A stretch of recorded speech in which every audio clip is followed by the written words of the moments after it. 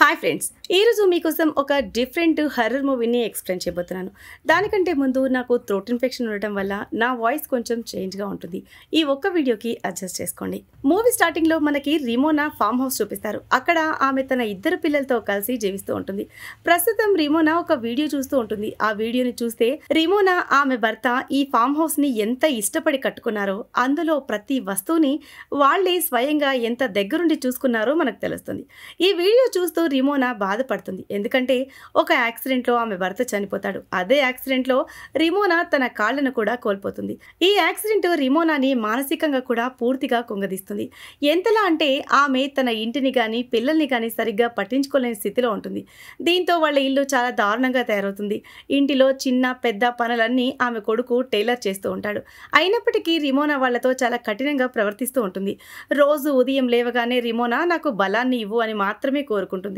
ఇక ఆమె తన గదిలో నుండి బయటకు వస్తుంది. అప్పటికే టైలర్ చాలా వరకు పనులు పూర్తి చేసేస్తాడు. అయితే ఇంట్లో సరుకులన్నీ అయిపోతాయి. కరెంటు కూడా పోతుంది. ఈ క్రమంలో హఠాత్తుగా వాళ్ళ ఇంటి పెరట్లో ఎవరో ఒక మహిళ కూర్చుని ఉండటాన్ని రిమోనా గమనిస్తుంది. ఆమె నల్లటి బట్టలతో తనని తాను పూర్తిగా కప్పుకొని ఉంటుంది. ఆమెను చూసి రిమోనా భయపడుతుంది. వెంటనే తన పిల్లలిద్దరిని ఇంట్లో ఉండమని చెప్పి నువ్వు ఇక్కడ ఏం చేస్తున్నావని అడగడానికి వెళ్తుంది. ఆ మహిళను భయపెట్టడం కోసం ఇంకా కొద్దిసేపట్లో మా ఆయన వస్తారు, నువ్వు ఇక్కడ నుండి వెళ్ళిపోవడం మంచిదని కూడా చెప్తుంది. కానీ ఆ మహిళ చెప్పిన మాటలు విని రిమోనా షాక్ అయిపోతుంది. ఆమె మీ ఆయన చనిపోయాడు, అది కూడా ఒక యాక్సిడెంట్లో. అదే యాక్సిడెంట్లో నీ కాలు కూడా పోయింది అని ఆమె అంటుంది. దాంతో రిమోనాకు ఆమెను చూస్తే భయం కలుగుతుంది. ఆ మహిళ రిమోనాతో, రిమోనా నువ్వు నన్ను ఏ రోజు కోసమైతే పిలుస్తూ ఉన్నావో ఆ రోజు రానే వచ్చేసింది, నేను వచ్చేసాను అంటుంది. ఆమె మాటలు రిమోనాకు అర్థం కాకపోవడంతో ఆ మహిళ తన రక్తంతో తడిసిన చేతులను చూపిస్తుంది. ఇక రిమోనా భయంతో వేగంగా తన కారు వైపుకు వెళ్తుంది. కనీసం ఫోన్ ఛార్జ్ చేసి పోలీసులకి కాల్ చేద్దామని కార్ స్టార్ట్ చేయడానికి ప్రయత్నిస్తుంది. కానీ కారు కూడా స్టార్ట్ అవ్వదు. భయపడుతూనే రిమోనా ఇంట్లోకి వస్తుంది. పిల్లలు ఆమెని నల్ల డ్రెస్లో ఉన్న మహిళ గురించి అడగడం మొదలు పెడతారు. కానీ వాళ్లకు ఆమె సమాధానం చెప్పకుండా వాళ్లపై అరిచి నోరు మూయిస్తుంది. పిల్లలు ప్రశ్నలు ఆపకపోవడంతో రిమోనా కోపం కట్టలు తెంచుకుంటుంది. ఆమె కోపంతో ఇంట్లోని వస్తువులని పగలగొట్టడం మొదలు పెడుతుంది. తన పిల్లలపై కూడా గట్టిగా అరుస్తూ ఉంటుంది. ఆ తర్వాత ఇంటి తలుపులు కిటికీలు అన్నీ లాక్ చేస్తుంది. కింద కూర్చున్నప్పుడు ఆమెకి తన కాలికైన గాయంలో నొప్పి కలుగుతుంది. చూస్తే అక్కడ ఒక కుట్టు కూడా ఊడిపోయి ఉంటుంది. అదే సమయంలో బయట ఉన్న ఆ మహిళ తమ ఇంటికి ఇంకాస్త దగ్గరగా రావడాన్ని రిమోనా గమనిస్తుంది. ఇది చూసిన ఆమె తన పెంపుడు కుక్క చార్లీని ఇంట్లోకి తీసుకువద్దాము అనుకుంటుంది. కానీ బయటికి వెళ్ళి చూస్తే వాళ్ళ కుక్క కూడా అక్కడ కనిపించదు. కానీ ఈ విషయాన్ని ఆమె తన పిల్లలకు చెప్పదు. ఇప్పుడు ఆ భయం ఆమె కోపాన్ని ఇంకా పెంచుతుంది. ఆమె టైలర్ని మరోసారి తిడుతుంది. చివరికి ఆమె తన కూతురిని చెంపదెబ్బ కూడా కొడుతుంది. ఎందుకంటే ఆ పాప ఆర్ అనే అక్షరాన్ని పదే పదే తప్పుగా రాస్తూ ఉంటుంది. వెంటనే రిమోనాకు తన తప్పు అర్థమైపోతుంది. తన కూతురు అంత పెద్ద తప్పు చేయకపోయినా ఆమెకు పెద్ద శిక్షే వేసింది. అందుకే వెంటనే తన కూతుర్ని గట్టిగా హత్తుకుంటుంది. అయితే ఆమె అద్దంలో చూస్తున్నప్పుడు ఒక వింత సంఘటన జరుగుతుంది. ఆమె చేతిలో ఒక కత్తి ఉంటుంది. దాన్ని వెంటనే తన కూతురి కడుపులో పొడిచేస్తుంది. ఒక్కసారిగా ఆమె స్పృహలోకి వచ్చి చూస్తుంది. ఆ సమయంలో ఆమె ఒడిలో ఒక దిండు ఉంటుంది. ఆమె ఆ దిండునే కత్తితో పొడుచుంటుంది. అసలు ఆ కత్తి తన దగ్గరికి ఎప్పుడు వచ్చింది, ఎవరు ఇచ్చారు అన్నది ఆమెకు గుర్తుండదు. వెనకాల నుండి తన తల్లిని చూస్తున్న టైలర్కు విషయం అర్థమై ఇంకా కంగారు పడిపోతాడు. తన తల్లి మానసికంగా స్థిరంగా లేదని, ఈ కష్టం నుండి బయటపడడానికి తానే ఏదైనా దారి వెతకాలని అతను తెలుసుకుంటాడు. రిమోనా తన కూతుర్ని తీసుకుని గదిలోకి వెళ్తుంది.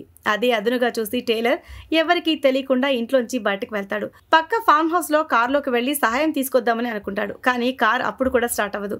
కొద్దిసేపటికి రిమోనా అతన్ని వెతుక్కుంటూ అక్కడికి వచ్చేస్తుంది. టైలర్ పై ఆమె చాలా కోపడుతుంది. అతన్ని వేగంగా లాక్కొని ఇంట్లోకి తీసుకువెళ్తుంది. కానీ ఇప్పుడు టైలర్ కి కూడా కోపం వస్తుంది. ఎందుకంటే వాళ్ళ కుక్క చార్లీ బయట లేదని, తన తల్లి ఏదో విషయాన్ని దాస్తుందని అతనికి అర్థమైపోతుంది. టైలర్ ఇప్పుడు తన తల్లితో మీ వల్ల ఏమీ కాదు, దీన్ని నేనే చూసుకుంటాను అని అంటాడు. ఇలా చెప్పి కోపంగా ఒక గదిలోకి వెళ్తాడు. అక్కడ వాళ్ళ నాన్న వస్తువులుంటాయి. అక్కడి నుండి అతను ఒక గన్ తీసుకుంటాడు. రిమోనా అతని దగ్గరికి వచ్చి గొడవ పడుతుంది. ఏం చేస్తున్నావు నువ్వు, దాన్ని కింద పెట్టు అంటుంది. వాళ్ళిద్దరూ గొడవ పడుతున్న సమయంలో బయట ఉన్న ఆ నల్ల డ్రెస్సు మహిళ వాళ్ళ ఇంటికి ఇంకాస్త దగ్గరగా వస్తుంది. ఇక టైలర్ కోపంతో గన్ తీసుకుని బయటకు వెళ్తాడు. ఆ మహిళపై గన్ గురిపెట్టి వెంటనే ఇక్కడి నుంచి బయటికి వెళ్ళిపోని అంటాడు. కానీ ఆ మహిళ టైలర్కు భయపడకుండా తన ముసుగు తీసి మీ అమ్మ ఇప్పటి వరకు నీతో అబద్ధం చెప్పింది అని అంటుంది. ఆమె టైలర్కు అక్కడ చాలా షాకింగ్ నిజాలు చెప్పి ఈ విషయం వెళ్ళి మీ అమ్మని అడుగు అంటుంది. టైలర్ కోపంతో లోపలికి వచ్చి రిమోనాని నాన్న ఎలా చనిపోయాడని అడుగుతాడు. టైలర్ అడిగిన పద్ధతికి రిమోనా భయపడి అతనికి అసలు జరిగిన కథ చెప్పడం మొదలు పెడుతుంది. యాక్సిడెంట్ జరిగిన రోజు రాత్రి ఆమె భర్త డేవిడ్ ఇద్దరు ఒక పెద్ద రెస్టారెంట్కి వెళ్తారు. కానీ అక్కడ రిమోనా సంతోషంగా ఉండదు. ఆమెకు ఆ ఫామ్ హౌస్లో ఉండటం అస్సలు నచ్చడం లేదు. ఎందుకంటే అక్కడ చాలా పనులు చేయాల్సి వస్తుంది. నిజానికి ఆమె కోరిక మీదే డేవిడ్ అక్కడికి షిఫ్ట్ అవుతాడు. సిటీలోని 9 to 5 జాబ్, ఆ తర్వాత ఇంటి లైఫ్ ఆమెకు బోర్ కొడుతుంది. కానీ ఇప్పుడు అందరూ ఇక్కడికి వచ్చి ఇక్కడ సెటిల్ అయ్యాక ఆమెకు ఇది కూడా నచ్చడం లేదు. ఆమె ఇక్కడ నుండి కూడా వేరే చోటికి వెళ్ళిపోవాలి అనుకుంటుంది. కానీ డేవిడ్ ఒప్పుకోడు. ఎందుకంటే ఇంత త్వరగా మళ్ళీ షిఫ్ట్ అవ్వడం, సెటిల్ అవ్వడం సాధ్యం కాదు. ఈ విషయంలో వాళ్ళిద్దరి మధ్య పెద్ద గొడవ జరుగుతుంది. ఆ తర్వాత వాళ్ళు హోటల్ నుండి బయటకు వస్తారు. ఆ రాత్రి కారు డేవిడ్ కాదు, రిమోనానే డ్రైవ్ చేస్తూ ఉంటుంది. డ్రైవ్ చేస్తున్నప్పుడు ఆమెకు వెనకాల అదే నల్ల డ్రెస్ మహిళ నీడ కనిపిస్తుంది. దానివల్ల ఆమె ధ్యాస పక్కకు మళ్ళీ యాక్సిడెంట్ జరుగుతుంది. కానీ ఆమె తన పిల్లలతో ఆ రాత్రి డేవిడే డ్రైవ్ చేస్తున్నాడని, అతని వల్లే యాక్సిడెంట్ జరిగిందని అబద్ధం చెప్తుంది. ఈ నిజం తెలుసుకున్న టైలర్ చాలా బాధపడతాడు. పూర్తిగా కుంగిపోతాడు. అతనిలో కూడా నెగిటివిటీ పెరిగిపోతుంది. దాంతో బయట కూర్చున్న ఆ మహిళ ప్రభావం వాళ్ళ ఇంటిపై ఇంకా ఎక్కువ అవుతుంది. ఆ సమయంలో ఆ మహిళ నీడ ఇంకా పెద్దదిగా అవ్వడం మనకు కనిపిస్తుంది. ఆ మహిళ నీడ నుండి తప్పించుకోవడానికి వాళ్ళందరూ అటక మీదకి వెళ్తారు. కానీ అటక మీద కూడా ఆ నల్ల మహిళ తన నీడ ద్వారా రిమోనా చిన్న కూతురిని తన వైపుకు లాక్కుంటుంది. వాళ్ళు ఆ పాపని పట్టుకుంటారు. కానీ ఆ నీడ పాపని వేగంగా లాగుతూ ఉంటుంది. అప్పుడు టైలర్ వెంటనే వెళ్ళి ఆ నల్ల మహిళ ఏ కిటికీ ద్వారా అయితే పాపను కంట్రోల్ చేస్తుందో ఆ కిటికీని మూసేస్తాడు.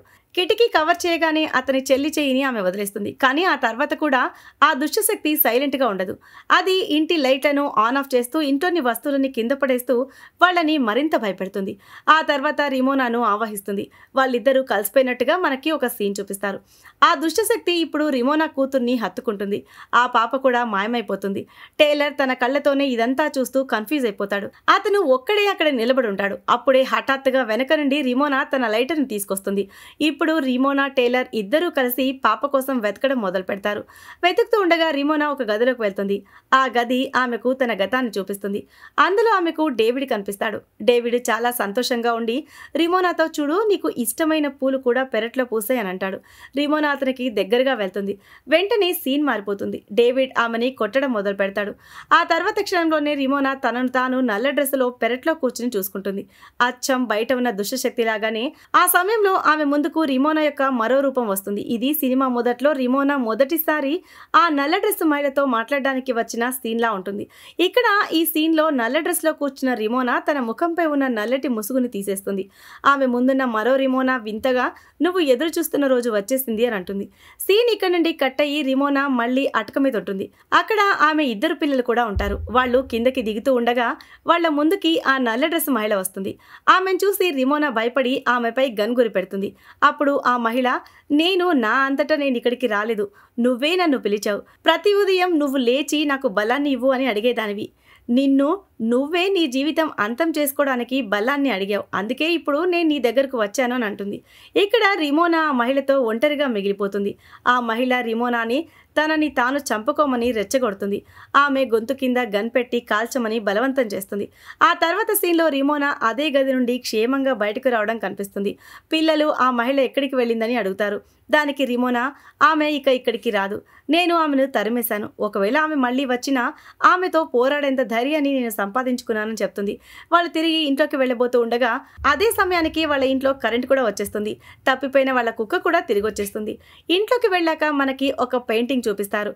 దాన్ని రిమోనానే వేస్తుంది. ఆ పెయింటింగ్లో మనం సినిమా అంతా చూసిన ఆ నల్ల మహిళే ఉంటుంది. నిజానికి ఆ నల్ల మహిళ మరెవరో కాదు, రిమోనా యొక్క చీకటి ఆలోచనలే. ఆమె తనలోని నెగటివిటీని ఎంతగా పెంచుకుందంటే ఆ నెగటివిటీయే ఒక భౌతిక రూపాన్ని తీసుకుని ఒక దుష్టశక్తిలా ఆమె ముందు, ఆమె కుటుంబం ముందు నిలబడింది.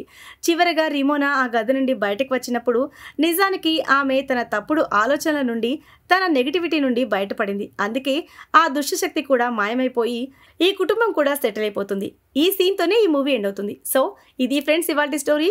ఈ స్టోరీ కనుక మీకు నచ్చినట్లయితే మరికొన్ని ఇంట్రెస్టింగ్ స్టోరీస్ కోసం ఛానల్ని సబ్స్క్రైబ్ చేయండి. Thanks for watching.